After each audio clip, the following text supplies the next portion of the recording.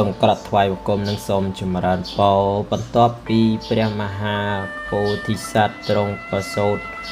មកនោះក៏មានសត្វជាតិវត្ថុឬសហជាតិវត្ថុ7កើតដំណើរនឹងព្រះអង្គដែរក្នុងនោះគឺមនុស្ស4នាក់ទី1ព្រះនាងពំពាយសោធរាជាធីតាព្រះបាទសុពពុទ្ធនៅនគរទេវទហៈជាជីដូនមួយនឹងព្រះពោធិសត្វក្រោយមកក៏បានជាព្រះអគ្គមហេសីទី2ព្រះអានន្ទជាបុត្រនៃព្រះសុកោតនៈជាជីដូនមួយនឹងព្រះអង្គដែរក្រោយមកក៏បានជាពុទ្ធុបដ្ឋៈដែលបម្រើព្រះអង្គ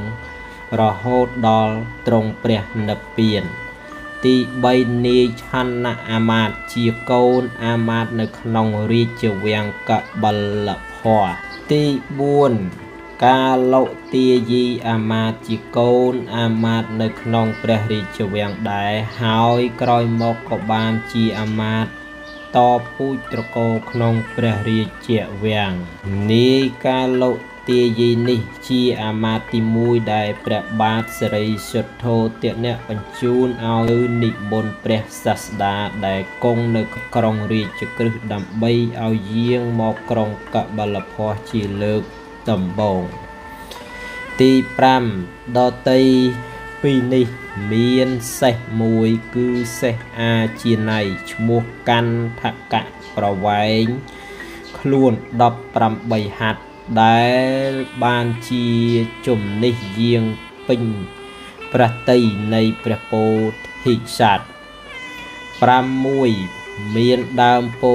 ធិព្រឹកមួយដើមក៏ដោះនៅថ្ងៃដំណើរនឹងព្រះអង្គប្រសូតដែរគឺដោះនៅក្រុងកយាសីសៈប្រទេសឧរុវេល